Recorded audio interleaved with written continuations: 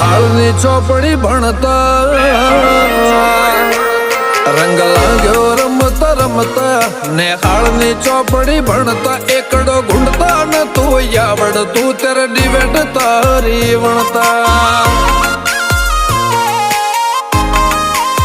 હોય મેં પાપા પગલી ભરતા એક ડગલું ભરીને પડતા હરખું બોલતા ન તું આવડતું ત્યારે માયા મેં બોલતા